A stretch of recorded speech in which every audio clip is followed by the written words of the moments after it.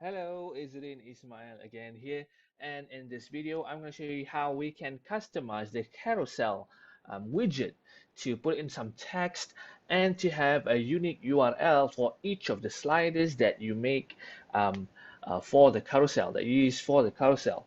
Just to give you an example of how this is going to look like. Wait, yeah, I think this is the one.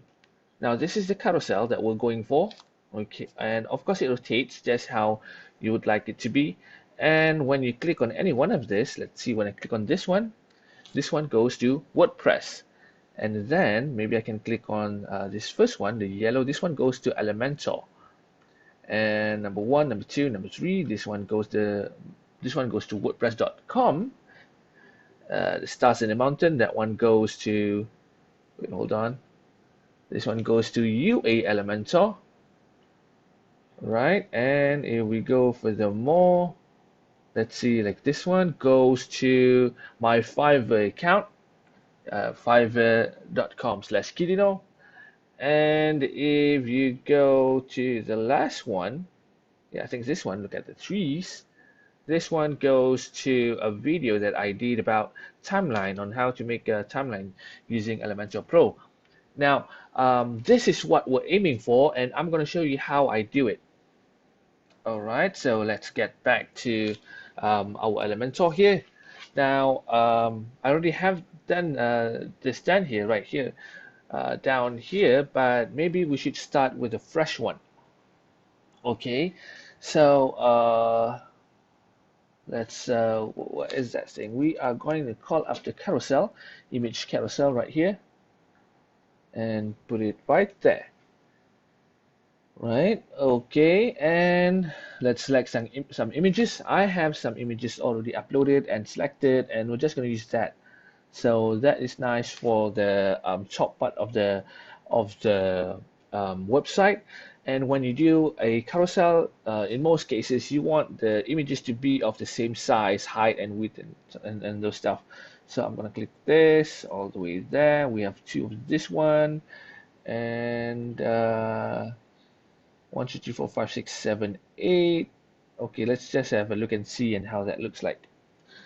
Okay, insert gallery. Okay, normally this is what you get when you build a carousel, right? Okay, that is the default view, default setting.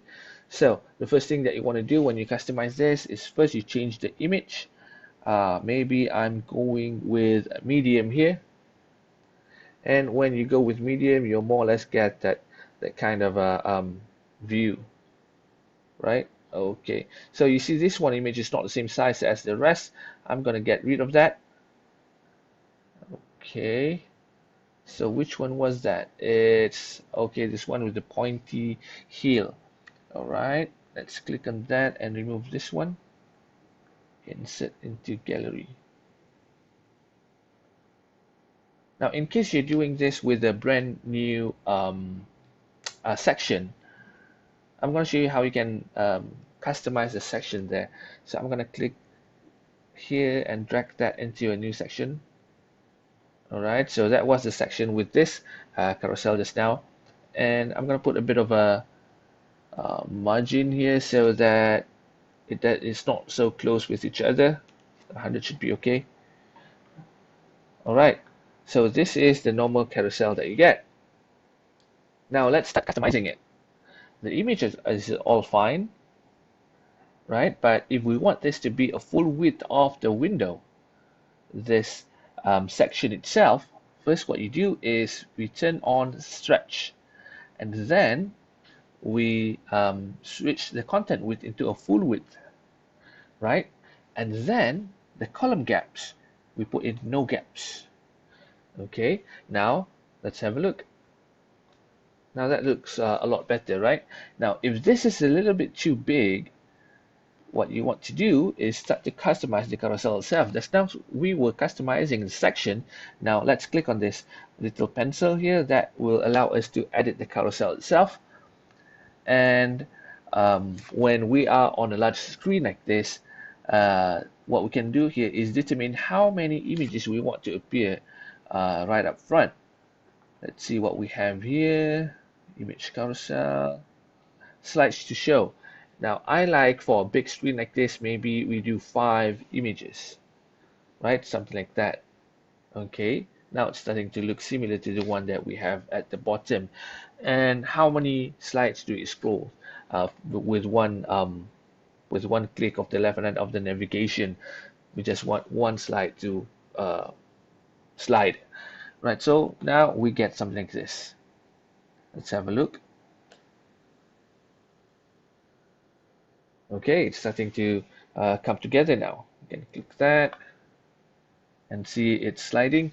And of course, there are other additional options that you can use here, whether you have it on autoplay or not, or you want it to be manually triggered or something like that. Now, I'm going to just leave that be, but what other things that I want to do here is to have some text which explains about what these images are. So let's click back on these images here, and when you click on any one of this image, you get some other options, right? On the right hand side here. Now I'm going to change the title of these images.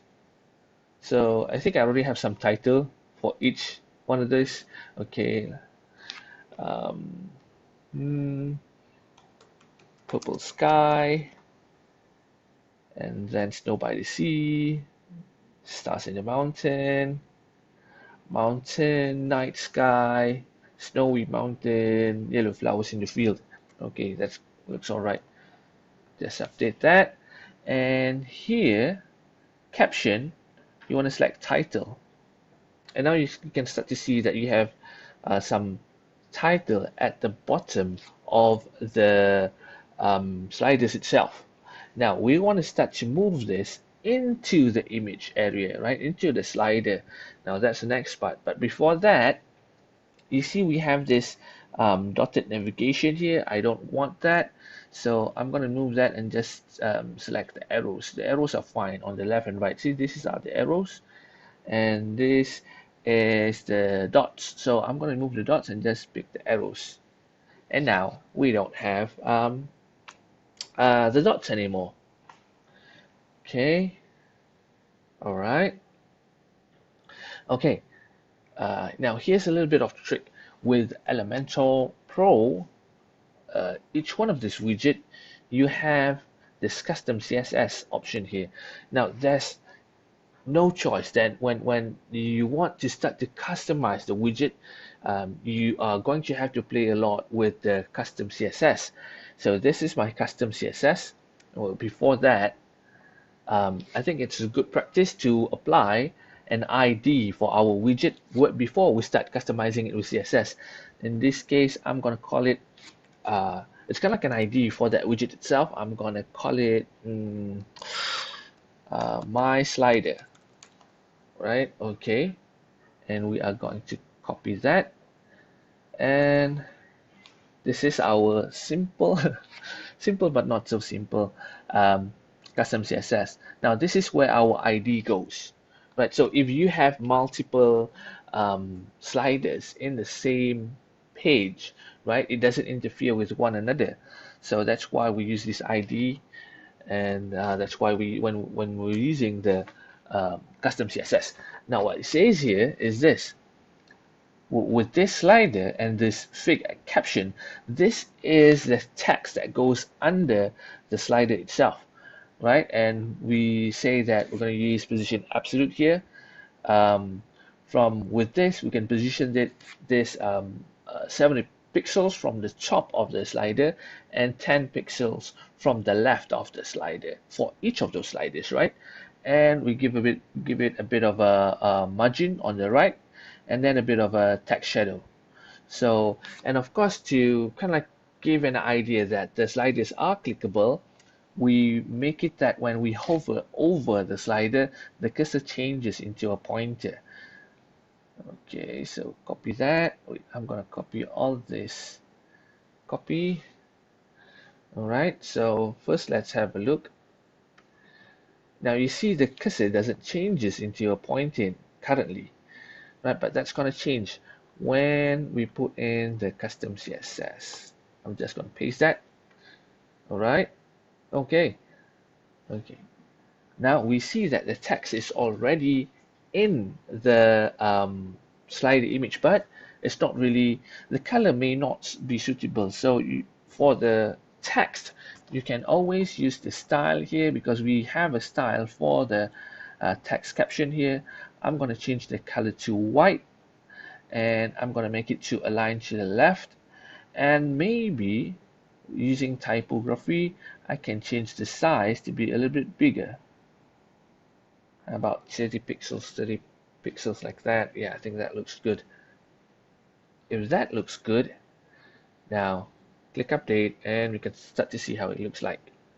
Okay, this is the preview. This is the earlier slider. This is our new slider here, right? But currently when you click on it, nothing really happens, right?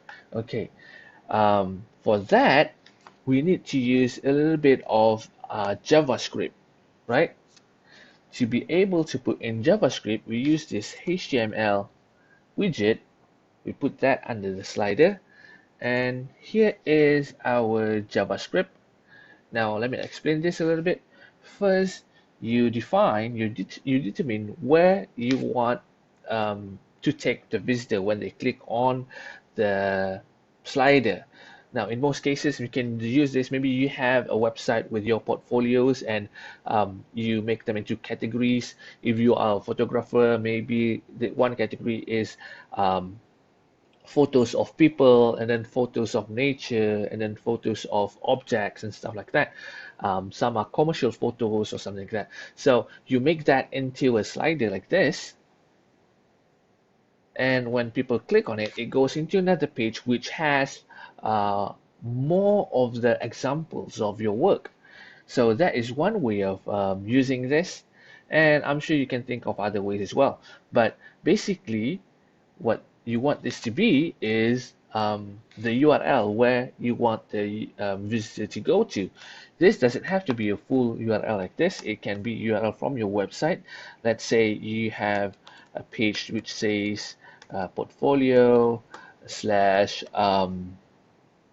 people, and or maybe you have here another URL, portfolio slash nature or something like that. It can be something like this. It may be a link to the same website. It can be a link that goes outside. So that is up to you. All right, I'm just going to keep it like this, just an example. Okay, so what it says here is that it's trying to look for this swiper slide, but the swiper slide has to be under the same ID that we made it to be just now. I think it was my slider, and then with each of these slider, what it does, it will implement a click listener. It will listen to a click event. When that happens, it will trigger this function here. What it does, it will try to get, you see, for each of these slider, they have an ID, a unique ID by itself, which is done by Elementor itself, where you get an index of which slider it is. So you're going to get a number from 0 to the number to the total of sliders that you have. So in this case, I don't know, we have 6 or 7. So that would be, if you have 7, it will be from 0 to 6. But you don't really need to worry about this. You just need to copy this, make a few changes like I did just now, and it should be working fine. So I'm going to click and copy this, and let's put it in our code here. And I think we're good. Click update.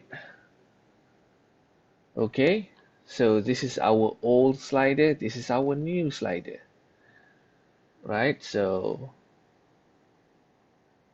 right, okay.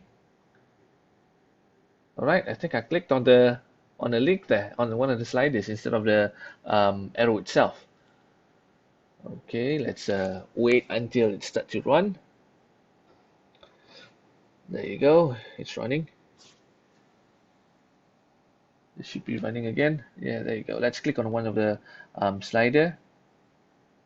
This one goes to UA Elementor. right? So you just if you just have to be certain of which image goes to which URL, and if you made a mistake there, you can always swap this URL around. This would correspond to the first slider, the second slider, the third slider, the fourth slider, and so on. So do check the description below. I have links to all the codes, all the CSS, and also don't forget to check out my Fiverr account where I have some gigs and services related to WordPress and Elementor, and I'm looking forward to hearing from you guys.